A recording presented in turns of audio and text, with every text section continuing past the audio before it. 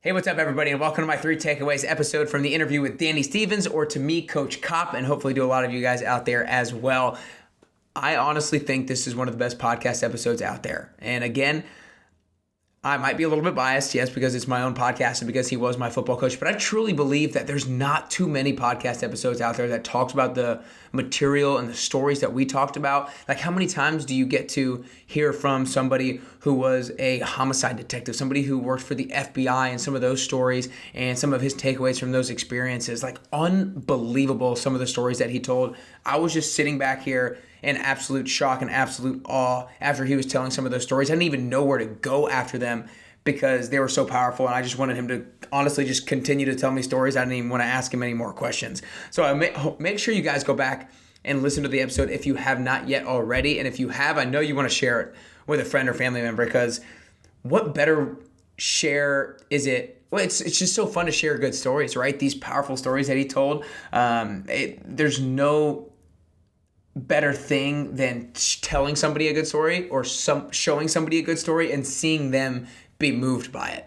But let's go ahead and get right on my 3 takeaways. Number 1 is that your last name is more important than your first. And this is a lesson that he learned from his father, and I think it's super important in terms of just prioritizing your family. And it's a lesson that the Army football team does. I don't know if you guys have ever seen the Army's jerseys. They have Army on the back of them. They don't say their individual name because they're a unit and they work together, and they realize that the team is more important than me. It's more important than the actual individual. Because the other thing that I really had a big takeaway from this concept is that when I was younger, I remember my dad or my parents telling me, go make your bed, go clean up your room. And I remember having the thought process of, it's my room. Why do you care how it looks? But I actually didn't think about this until my interview with Jim Morris, because I had a similar takeaway from Jim Morris a number of weeks back now, who was the pitcher in the famous movie called The Rookie with Dennis Quaid. And basically my takeaway is that you're not just representing yourself, you're representing your family. Like, the way my room looks, if my bed is made or not, if my room is clean, is a representation of my family. It's a representation of my parents. And it was super selfish of me to think that this is my room. Like, this is my room. I should have control over it. It's like, no. Your last name is your family's last name. Every time you go out into society, every time you talk to somebody else, you are representing them, and you have to make sure you're not doing anything to harm that family name, and that you're doing only things to elevate that family name. So I think it's just making sure that we're not being selfish and thinking that it's just us, but that your last name is super important because you're representing every single person with that last name in whatever it is that you do, even if it's something as small as making your bed and cleaning up your room. Number 2, and I think this is one is kind of powerful, is get emotionally involved. And I'm not talking about this in like a relationship sense. I'm talking about this when he said that the reason he was so good at his job, at solving so many homicide cases, was because he got emotionally involved with the family. He felt that he was working for the family. He wasn't working for the police department. He was working for that mother and father who lost their child, or whoever it was who lost that family member, because he felt that strong tie to them. He was willing to do whatever it took to figure out what happened to that individual. And he actually went as far as asking their parents in certain situations for a picture of their child when they were doing something that they loved, when they were playing football, when they were cheerleading, so he could feel a little bit deeper connection with that individual, so he could get emotionally involved, because that kept him fired up when he would be tired and anything like that. When he wanted to stop working, he could pull out that picture, and because he was emotionally attached to it, he would work that much harder to solve the cases, and that's why he was so much more successful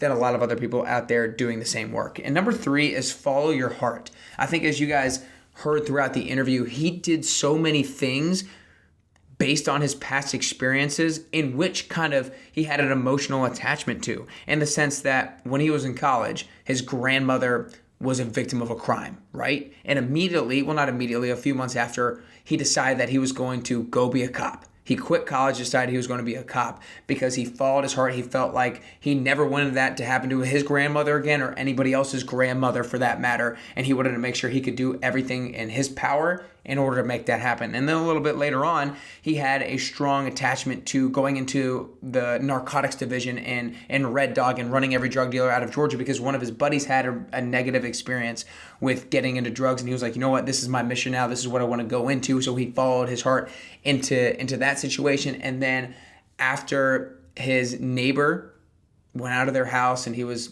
under the influence and started shooting and he was killed, and it was just a terrible experience. If you haven't heard that story, you got to go back and listen to it. But it was just a terrible experience for him, and that's when he was like, you know what?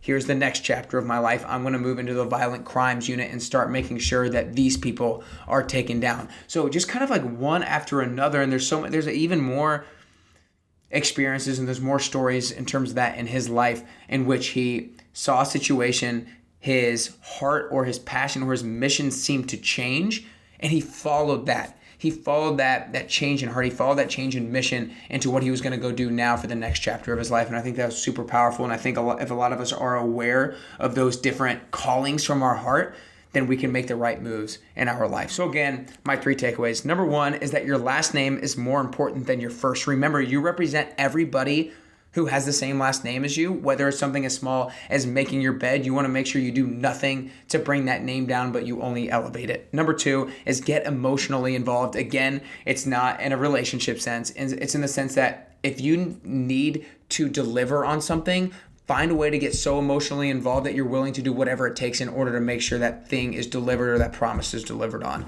Number 3 is follow your heart. Make sure you're aware of the different things that happen in your life that have a calling on your heart to maybe change paths, and be okay with that particular change. I hope you guys really enjoyed these 3 takeaways. Hope you enjoyed the Coach Kopp interview. Unbelievable. I was so excited to do the interview because I knew he was such a great storyteller, but I honestly had no idea I was going to get out of him what we got out of him. Completely exceeded my expectations. So make sure you guys share it with a friend. I know they're going to want to hear it. I think this podcast has the ability to be the highest downloaded podcast of mine up to this point, just because of how unique it was and the stories that he shared and the experiences, and it's super cool. So I hope something in here is going to allow you to get a little bit closer and closer to your best you.